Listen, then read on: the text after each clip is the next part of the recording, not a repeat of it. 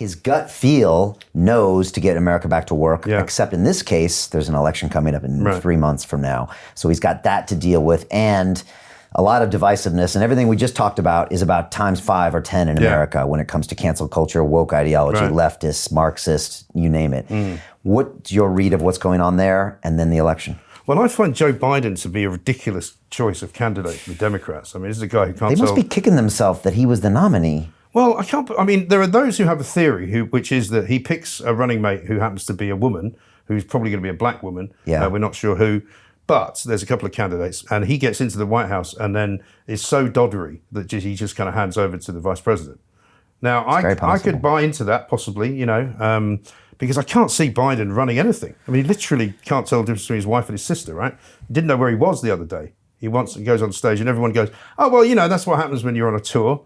And he's up 15 points in the poll in the biggest country in the world. But this is why you don't believe the polls. Right. Because I had, funny enough, a bet with my sister, who's a bit of a champagne socialist herself. Okay. Nice big house in Connecticut, apartment in Manhattan, votes Democrat. They used to ring up when I was there, the old Democrat fundraising people, and I just tell them to get lost, put the phone down. She's become a Republican, slap. She's like, who was that? No one, It's like the Vanity Fair crowd, right? Exactly. Okay. And I had a bet with her 4 years ago. I said, Trump's going to win. And all of her friends were like, no chance. So I bet her $100. How did you know that or think that? Because I knew that there was a feeling abroad that Barack Obama had been a complete and utter failure. Okay. In the same way that the people in this country knew that Boris Johnson was the only guy that could get them Brexit. And so they voted for him in massive numbers. And people were fed up with this whole kind of, the kind of the coronation, if you like, of Michelle and Barack Obama, as if they were the greatest people that ever walked the earth, And as if they were sort of walking off into the sunset together. You could almost see, somebody painting a picture of them, walking hand in hand into this glorious sunset. And he was one of the worst presidents America ever had. He did nothing. And in fact, racism was worse under him. He fired even more missiles than Bill Clinton did at various, caves around the world and various different encampments of terrorists. And he just didn't achieve anything other than the fact that he occupied the chair, And she was a slightly more palatable version of Hillary Clinton to me. Oh, you get 2 for the price of 1. Well, I don't want 2 for the price of 1. I want 1 for the price of 1 who does something. And this whole kind of, cult of personality around him. And I just thought, and also Trump is a very smart guy.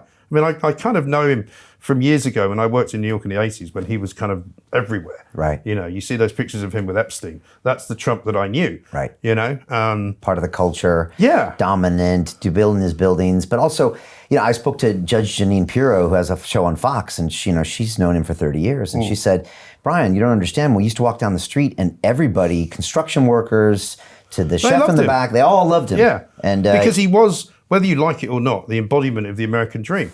Now, all these people who go, oh yeah, but he started with a load of money that his dad gave him. Doesn't matter. He was flash.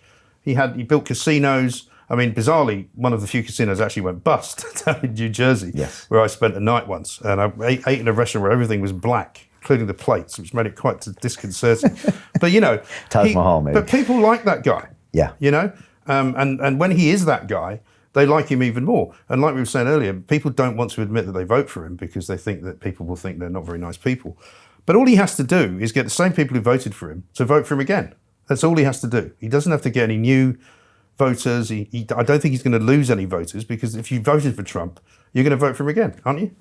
I would think so. He looks a little less confident lately. He looks a little, I think he's kowtowing to the Corona people and trying to give him a line, even though he's kind of, slamming Fauci on the side. But he doesn't seem confident when I see him at his press conferences. No. Not even as much as he was at the coronavirus briefing. I thought he showed great leadership there. Yeah. He came out, he was himself. He gave the country and the world some calmness, at least this is what's going on, this is what we planned. Right. But lately, he just seems a little bit rattled.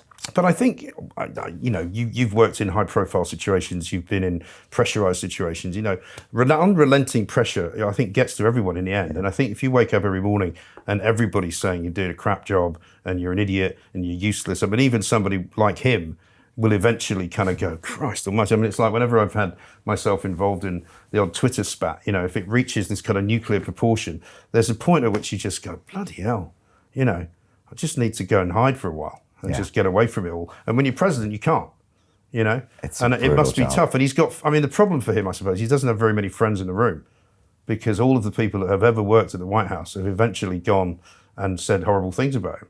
You know? Yeah, or he sacked him. Or but I mean, he can't really trust anyone around him. Yeah. It seems to me, because they all disappear and they all write about it and they all give interviews and he slags them off, and it's kind of becoming a recurring theme. Maybe he's just running out of people to actually talk to. Could be. Know? I mean, who can he talk to? I don't think he talks to Melanie much.